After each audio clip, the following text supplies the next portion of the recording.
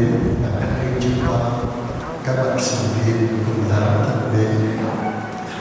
Cái phục vụ lời Chúa hôm nay, bài đọc thứ nhất là bài thứ 10 đề cao hai người đàn bà. Chúng ta nghe nó đàn bà.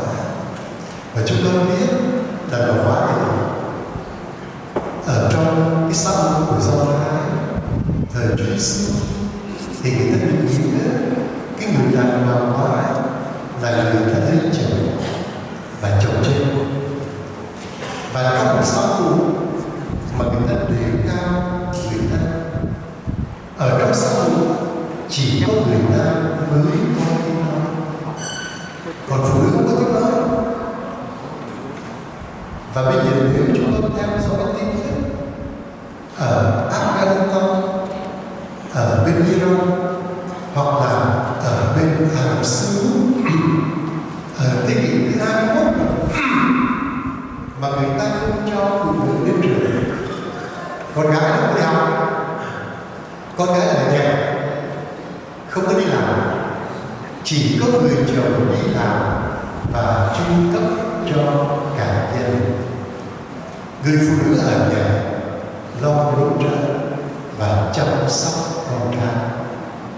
Và ngay cả bây giờ ở bên Afghanistan thì cái người phụ nữ khi mà đi ra khỏi nhà là buộc phải trùm kín mặt lại và phải có một người thân trong gia đình đi kèm được. Chúng ta biết cái vai trò của người phụ nữ trong cái xã hội Do Thái thời của Chúa Giêsu là thân phận của một người không có tiếng nói. Tất cả mọi cái dựa vào người chồng, hoặc là nếu chồng chết thì chịu vào đứa con trai lớn của mình. Cho nên khi một người đã lập gia đình, tất cả đều có người chồng, mà bây giờ người chồng chết, ai sẽ là người chăm sóc về đời sống vật chất cho người phụ nữ quá này? Thế thì ở trong xã hội Do Thái thì xã hội có trách nhiệm lo cho người phụ nữ. Chúng ta đọc ở trong sách của ở chương 6, khi mà Thánh Phêrô yêu cầu cho trong số những người môn đệ của Chúa Giêsu và những người có tiếng tốt và đầy tâm thân để được làm phó tế, bởi vì ở trong cộng đoàn người ta than phiền là những người phụ nữ gốc Do Thái thì được cộng đoàn chăm sóc đầy đủ, còn những người phụ nữ gốc dân ngoại trở lại thì không được quan tâm. Cho nên Thánh Phêrô yêu cầu cho 7 vị phó tế là để chuyên phục vụ đời sống bác ái, phục vụ bảo an cho cộng đoàn, trong đó những người nghèo, trẻ em mồ côi và các phụ nữ quá chồng là ưu tiên. Cho nên những người phụ nữ quá chồng là những người được xã hội bảo trợ. Thế thì ở hôm nay chúng ta thấy phục vụ lời Chúa trình bày chúng ta người hóa. Cái bà hóa ở trong bài đọc thứ nhất sách các cô thì chỉ nói là bà hóa, còn trong bài thứ 10 thì còn nói rõ hơn đây là một bà hóa nghèo, đã hóa mà còn nghèo. Cũng giống như mấy đứa con là sinh viên, bình thường sinh viên thì với nhau bây giờ thì chúng con vẫn phải luyện vào bố mẹ và có những bạn học ở Hải Phòng thì đi làm thêm, thì có bạn với chúng con đi làm thêm thì tháng được 10 triệu, có khi 5 triệu, hay là có bạn là hơn nữa. Thế thì nói tới sinh viên là hiểu rồi, cơm sinh viên, phòng ngủ sinh viên, phương tiện của sinh viên thì chúng tôi biết nó như thế nào. Mà nếu hôm nào mà chúng tôi được xếp vào sinh viên nghèo là chúng tôi biết là thêm một đó rồi. Thế thì hai bà hóa, một bà hóa bình thường, một bà hóa nghèo, nhưng mà trong cái cách sống và ứng xử của hai bà hóa đều được người ta ca ngợi. Cái bà hóa thứ nhất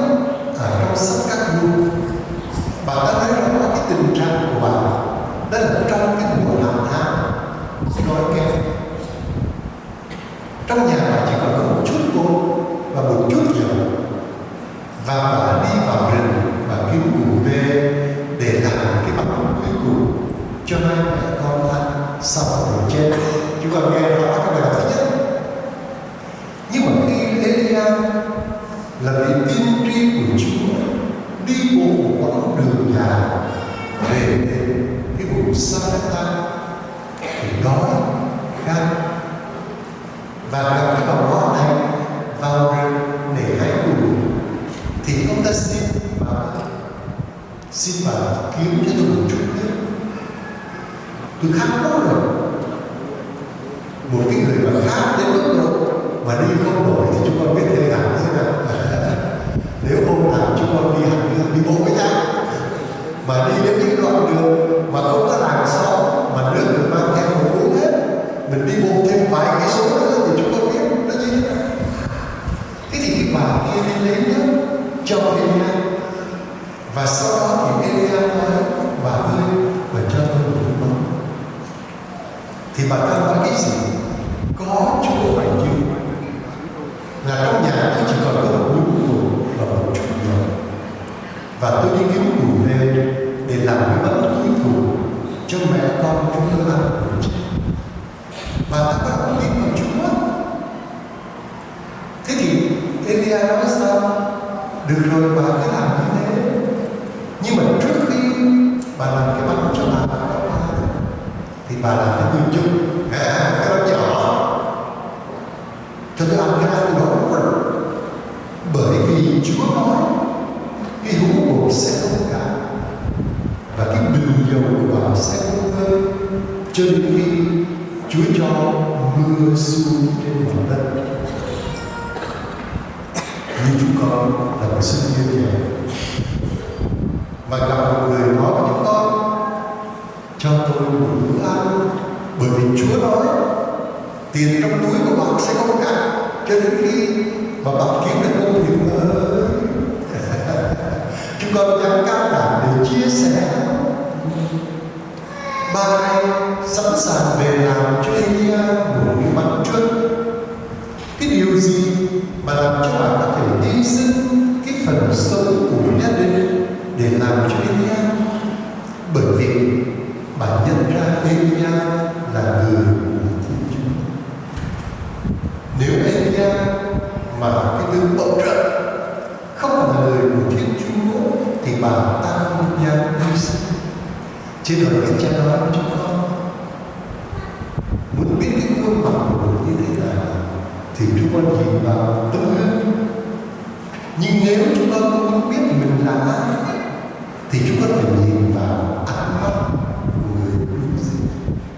Trên cái bà hóa này, bà nhìn nhận trong cách nói, trong cái cử chỉ của Elia thì đây đúng là người của Thiên Chúa. Và vì thế bà sẵn sàng chia sẻ cho Elia cái phần quý giá nhất của mình. Và rồi Chúa đã không để cho bà thêm con. Cả hai mẹ con đều có đủ quán ăn cho đến khi trời mưa xuống và cho cả thêm can. Và không như thế thì khi Elia ở nhà của bà thì có một hôm đứa con trai của bà đánh dao và nó chết. Thế thì bà mới nói: Elia, hỡi người của Thiên Chúa, hãy cầu nguyện cho con tôi, bởi vì con tôi chết, tôi đau khổ quá sức. Thì Elia nói: tôi bảo đưa đứa bé cho tôi. Elia bế đứa bé vào trong phòng. Ông ta nằm trên đứa bé và ông ta cầu nguyện: lạy Chúa, xin Chúa thương xót cái người phụ nữ và xin Chúa cho đứa bé được sống. Và sau đó đứa bé sống lại và ông trao đứa bé cho người mẹ. Bà đã sẵn sàng chia sẻ với Elia cái phần gia đình bà cần phải sống, bởi vì tin rằng đây là người của Thiên Chúa. Ở trong bài kinh này thì chúng ta thấy Chúa Giêsu ca tụng cái người đàn bà quá nghèo. Bà ta bỏ vào trong đền thờ cái tiền để xây cất đền thờ đã ăn một cái số tiền rất nhỏ, một phần Tư xu. Nhưng mà Chúa Giêsu lại bảo trong số những người bỏ tiền vào đền thờ thì bà này bà đã bỏ nhiều nhất, bởi vì bà bỏ luôn cả cái phần mà bà có thể sống trong một ngày. Để coi cái một phần tư xu nó lớn như thế nào thì chúng con có cái cách tính xu, hào, đồng. 10 xu mới được đâu, 10 hào mới được đâu. Và chúng con nhớ cái dụ ngôn mà Chúa Giêsu nói về người thợ làm vườn nho giờ thứ 11. Tất cả những người thợ làm vườn nho từ giờ thứ 6 cho đến giờ thứ 11 đều được người chủ trả cho mỗi người 1 đồng.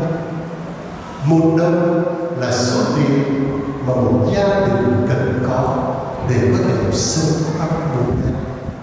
Thế thì 1/4 xu đó là một số lượng không nhỏ. Nhưng mà chúng con hiểu những cái dòng suối nó có nước, nó tạo nên một con suối. Và để có được những cái dòng suối đó, nó cần có cái rừng cây. Và mỗi cái cây nó tích dịch nước khi trời mưa. Và sau đó cái rễ nó nhỏ nó từ và từ gió đó nó tạo nên một con suối, và nhiều con suối tạo nên dòng suối. Thế thì những cái đầu suối của các bà hóa để riêng lẻ thì nó không có giá trị gì cả, nhưng nếu nó tập hợp lại thì nó tạo nên một cái nguồn tài chính có thể làm được những công việc. Thế những cái vấn đề cho nên đặt ở đây, tại sao Chúa Giêsu lại khen cái bà quá nghèo?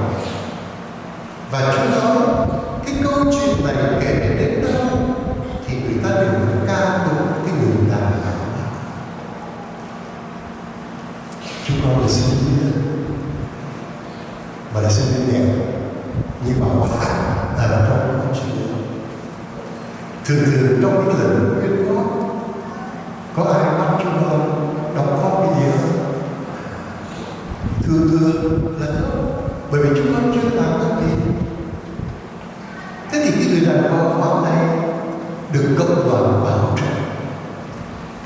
Cộng đoàn phải lo cho đời sống hàng ngày của bà đâu có gì để đóng góp, chứ mà ta không có bổn phận phải đóng góp vào trong công việc chung.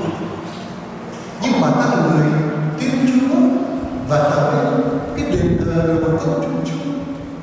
Và ngay cả khi tôi không có khả năng giống như những người khác thì tôi vẫn có thể đóng góp trong cái giới hạn, cái khả năng của tôi.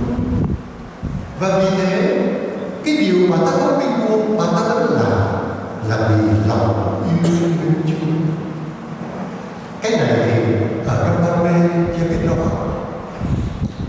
Tức là khi mà chắc cần làm các cái nhà thờ nhà nước cho người đồng bào thì người đồng bào họ nghèo, họ đâu có tài chính để đóng góp như người kính của mình. Cho nên các cha chỉ yêu cầu họ đóng góp công thôi. Họ đến và họ làm những công việc nào mà họ có thể làm. Rồi còn cái phần tài chính là các cha nên quyên góp ở nơi khác. Thế thì các em đồng bào họ biết là họ không có tiền để đóng góp vào trong công trình xây dựng nhà thờ nhân viên, nhưng họ đóng góp theo cái khả năng của họ. Và chúng con biết cái người đồng bào gây nên lừa đất chiên thì họ là những người sống theo cái chế độ mẫu ấy, tức là người đồng bào biết được mọi việc trong nhà. Thì có một hôm buổi chiều thứ bảy đi lễ xong thì cha xứ mới mời gọi các ông gia trưởng ngày mai cùng với ngài đi vào suối để lượm đá để về xây cái đài nước mẹ. Thì các ông giơ tay hết, hỏi ai ngày mai đi cùng với cha, giơ tay vui vẻ. Sáng sau cha chờ mà thầy không có thấy ông nào tới. Một mình cha đi vào suối cha lượm đá. Thì bữa sau gặp các ông ủa chứ sao những lớp các em bảo là xung phong đi vào lượm đá của tôi mà không ai thấy. Nó nói cha phải nói với vợ con chứ, chồng với vợ con làm sao được. Cha phải nói với vợ con là vợ con đã chia công tác sáng mai hàng ngày đi với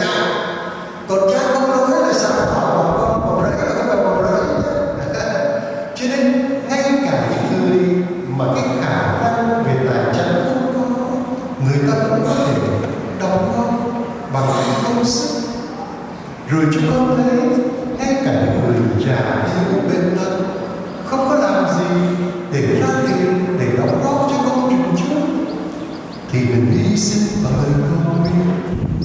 Những cái hy sinh của mình, Đức Cha Viên là Đức Cha Phật Tó La Vinh, ngài mới kể có một hôm ngài đi về Quảng Bình, thì ngài dâng lễ ở một giáo xứ, thì cái nhà thờ đang xây, thì ngài mới thấy có một cái anh khuyết tật, anh ngồi trên xe lăn. Khi Đức Cha đi thăm nhà thờ thì anh cũng có nhà thờ, trên Đức Cha thấy anh khuyết tật đó, thì Đức Cha chú trong tay anh trong ngài. Thì anh trả, anh nói không, con có lấy đâu cả. Thì Đức Cha biết nói không, cái này mình giúp cho anh ra. Nói không, cha cắt đi, cái con góp cái nhà thờ 10 triệu đấy. Ngay cả những người cắt tân, họ vẫn ý thức trách nhiệm của mình cùng với những người khác. Cho nên chúng con thấy, khi chúng con là ai, chúng con làm gì, chúng con sống trong lòng cộng đoàn, sống trong lòng giáo hội, thì chúng ta có trách nhiệm với cái công việc chung. Chúng ta không làm được việc này, chúng ta làm việc khác. Và chúng con với cái chủ đề chúng ta suy nghĩ hôm nay, tức là người sinh viên cùng nhau loan báo tin mừng, thì cái trách nhiệm loan báo tin mừng nó không buộc có phải đứng trong tòa nhà, không buộc có phải đi ra ngoài đường để nói về Chúa. Nhưng trong cái môi trường của con, từ cái cách suy nghĩ, cái cách sống, cái cách tiếp cận với người khác, cho người ta nhận ra chúng con là những người con cái Chúa.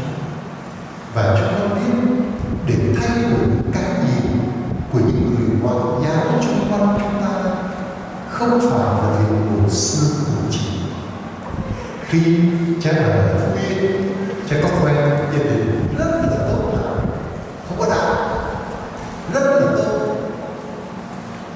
Thì có một hôm cha đến nhà cha chơi, thì em chồng mới nói với cha: đây con, cậu coi thử với đứa con của tôi, đứa nào cũng theo đạo của cậu thì cậu tạo điều kiện cho nó theo đạo, chứ vợ chồng tôi thì không thể theo được.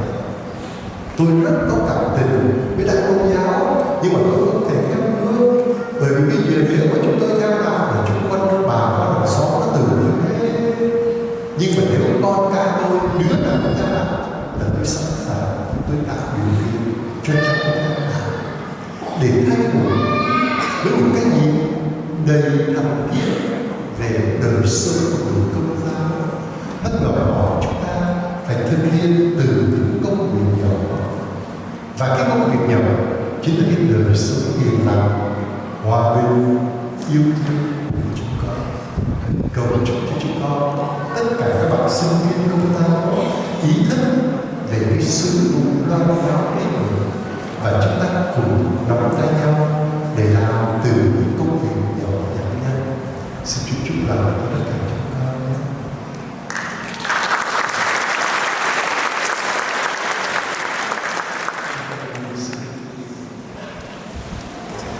Tôi tin kính Thiên Chúa là